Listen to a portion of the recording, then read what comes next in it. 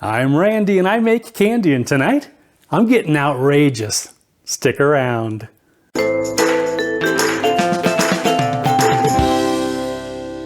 Greetings, my confectionery compadres, and welcome to Randy Makes Candy, where I help you make tasty treats that people love to eat. If you've been a compadre for a while, you're probably aware that I like making homemade versions of commercial candies. Tonight's treat is based on the Reese's Outrageous candy bar. It's got all the flavors of a peanut butter cup, as you'd expect, but it's in the shape of a bar, and they've added caramel and Reese's Pieces. If you think that sounds pretty dang tasty, you'd be right. The main difference between the original bar and what we're making in the candy kitchen is that the original is kind of concentric circles. Peanut butter filling surrounded by caramel, surrounded by pieces, surrounded by chocolate. To make things easier, we're going to layer the ingredients in a pan, cut them up, and then dip them in chocolate. It'll look a little different, but we should still get that same great combination of flavors.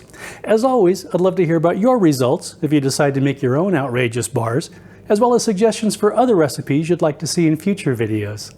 For the filling, I'm using 1/4 cup of peanut butter, 1 tablespoon of butter, 1/4 cup plus 3 tablespoons of powdered sugar, and 1/4 teaspoon of vanilla extract. I'm going to make the same soft caramel filling I've made many times before, which includes 1/4 cup of butter, 2/3 of a cup of sweetened condensed milk, and 15 caramels. For the inclusions, I'm using 2 tablespoons of Reese's Pieces, and finally we'll be dipping into 1 cup of chocolate.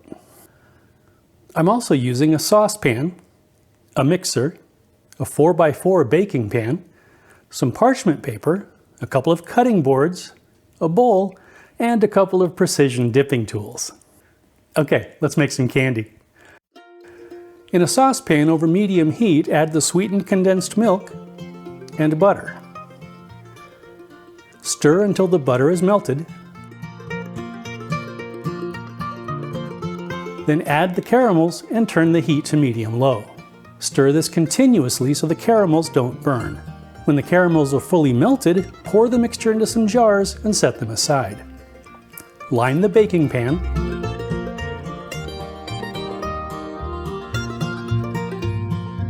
In a mixing bowl, add the peanut butter,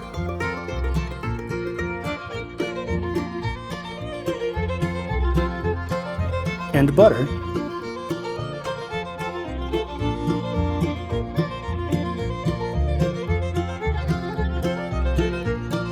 and mix until it's fully combined.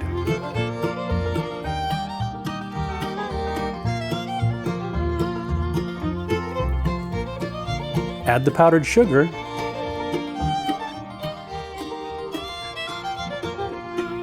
and vanilla,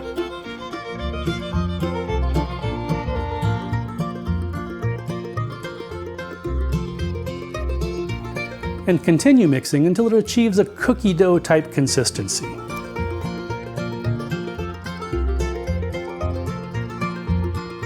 Press the dough into the baking pan.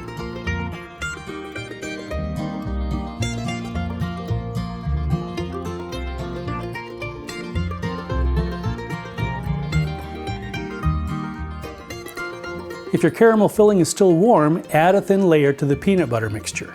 Otherwise, microwave it until it's spreadable and then add it to the peanut butter mixture. Sprinkle the Reese's Pieces evenly over the top. Refrigerate it until the caramel firms up. I left mine in overnight, but it really shouldn't take that long. Cut the candy into whatever size pieces you'd like.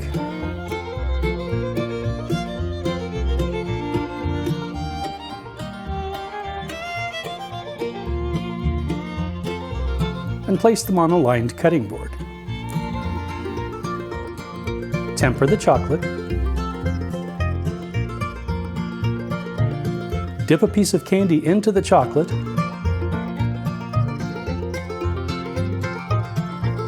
Allow the excess to drain.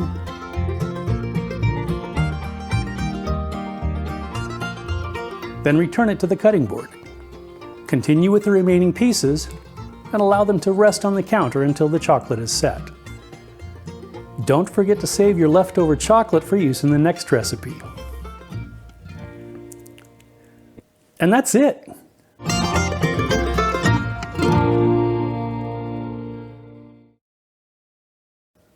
Okay, let's give it a try. Sláinte.